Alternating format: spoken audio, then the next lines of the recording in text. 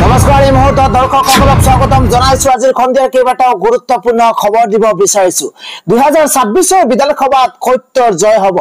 ৰাইজৰ জয় হ'ব কংগ্ৰেছৰ প্ৰতিজন কাৰ্যকৰ্তাক অৰ্জুনৰ দৰে হ'বলৈ চেষ্টা কৰক এই মন্তব্য কৰিছে সাংসদ গৌৰৱ গগৈয়ে এটা ব্ৰেকিং নিউজ ডাঙৰ খবৰ এই মুহূৰ্তত জনোৱাৰ চেষ্টা কৰিছো 2026 বিধানসভা নিৰ্বাচনত সত্যৰ জয় হ'ব ৰাইজৰ জয় হ'ব মন্তব্য কৰিছে গৌৰৱ গগৈয়ে 2026 হিংসা অত্যাচাৰ ঘৃণা লগতে হিংসাৰ পৰাজয় হ'ব সমাজক বিভাজন কৰা বিভাজনকাৰী ৰাজনীতিৰ পৰাজয় হ'ব আমাৰ মতাদৰ্শগত যুদ্ধ কেতিয়াও আছিল আৰু এতিয়াও চলি থাকিব এটা পলিটিক্যাল ব্ৰেকিং নিউজ জনোৱাৰ চেষ্টা কৰিছো মহাত্মা গান্ধীৰ সৈনিক হিচাপে তেওঁ আদৰ্শ বিচাৰ দ্বাৰা সুৰক্ষিত ৰখাৰ দায়িত্ব আমাৰ যুদ্ধ চলি আছে আৰু যুদ্ধ চলি থাকিব মন্তব্য কৰিছে গৌৰৱ গগৈয়ে মহাত্মা গান্ধীৰ আদৰ্শ নিৰন্তৰ ৰাইজৰ মাজলৈ লৈ যাম অভিমন্যুৰ দৰে চক্ৰবিহুত সোমাই চক্ৰবিহু ভাঙিবলৈ সক্ষম হৈছিল কংগ্ৰেছৰ প্ৰতিজন কাৰ্যকৰ্তা অৰ্জুনৰ দৰে হ'বলৈ চেষ্টা কৰক সমষ্টি গাঁও ভোটত অৰ্জুনৰ দৰে দায়িত্ব লওক 1.5 বছৰ আছে এতিয়া এটাই লক্ষ্য 2026 আৰু মোৰ অলপ সময় দিয়ক কংগ্ৰেছে মোক অলপ সময় দিয়ক কংগ্ৰেছে অসমৰ মানুহৰ কাখলৈ যাবলৈ মোক সময় দিয়ক নিৰ্বাচন দুটা দলৰ ব্যক্তিগত যুদ্ধ নহয় নিৰ্বাচন হয় ৰাইজৰ আশা আকাংক্ষাক লৈ নিৰ্বাচন হয় ৰাইজৰ সমস্যাক লৈ মন্তব্য কৰিছে সাংসদ গৌৰৱ গগৈয়ে পৰৱৰ্তী গুৰুত্বপূৰ্ণ খবৰ তৃতীয় চতুৰ্থ বৰ্গৰ চাকৰিৰ নামত ধন সংগ্ৰহ কৰা সকল সাৱধান তৃতীয় চতুৰ্থ বৰ্গৰ চাকৰিৰ নামত দুৰ্নীতি কৰা সকল সাৱধান হওক কিয়নো ইতিমধ্যে ডিজিপি জিপি সিং কঠোৰ হৈ পৰিছে তৃতীয় আৰু চতুৰ্থ বৰ্গৰ চাকৰিৰ নামত ধন সংগ্ৰহ কৰা সকল সাৱধান কঠোৰ হৈ পৰিছে ডিজিপি জিপি সিং গোৱালপাৰা মহাবিদ্যালয়ৰ অধ্যাপক মজবুল হক চৌধুৰীয়ে ধন সংগ্ৰহ কৰাৰ অভিযোগ উত্থাপন কৰিছে গোৱালপাৰা মহাবিদ্যালয়ৰ অধ্যাপক মজবুল হক চৌধুৰীয়ে ধন সংগ্ৰহ কৰাৰ অভিযোগ উত্থাপন কৰিছে ঘটনা সন্দৰ্ভত প্ৰতিক্ৰিয়া ডিজিপি জিপি সিংৰ আন এটা গুৰুত্বপূৰ্ণ খবৰ ইজৰাইলত ভয়ংকৰ আক্ৰমণ আৰম্ভ হৈছে এবাৰ বেলিষ্টিক মিছাইলেৰে ভয়ংকৰ আক্ৰমণ চলাইছে ইৰানে এটা গুৰুত্বপূৰ্ণ খবৰ জনোৱাৰ চেষ্টা কৰিছো ইজৰাইলত ভয়ংকৰ আক্ৰমণ বেলিষ্টিক মিছাইলেৰে ভয়ংকৰ আক্ৰমণ এবাৰ ইৰানৰ ওপৰত প্ৰায় 200 বেলিষ্টিক মিছাইলেৰে আক্ৰমণ কৰা হৈছে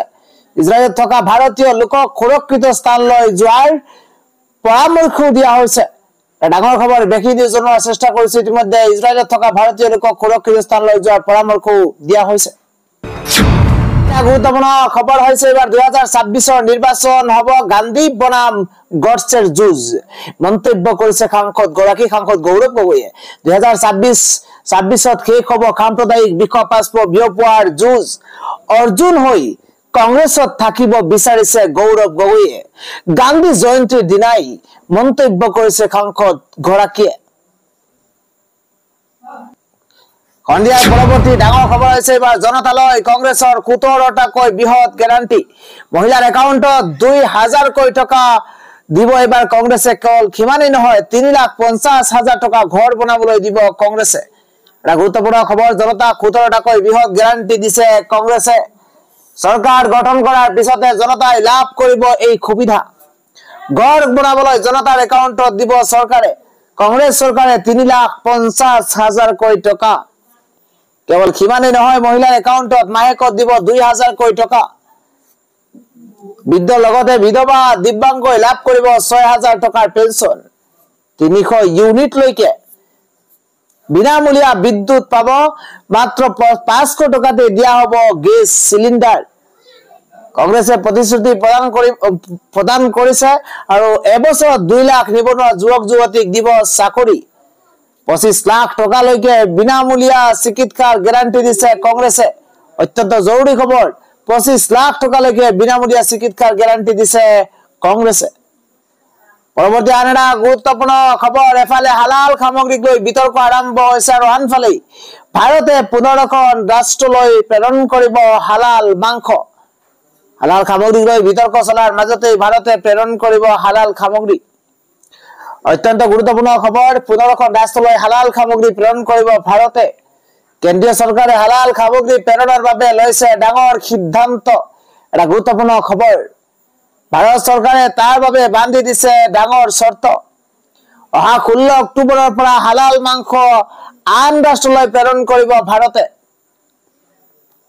16 অক্টোবৰৰ পৰা কাৰ্যকৰী হ'ব এই নিয়ম বিদেশ বাণিজ্য মহানিৰ্দেশালয়ে এই কথা প্ৰকাশ কৰিছে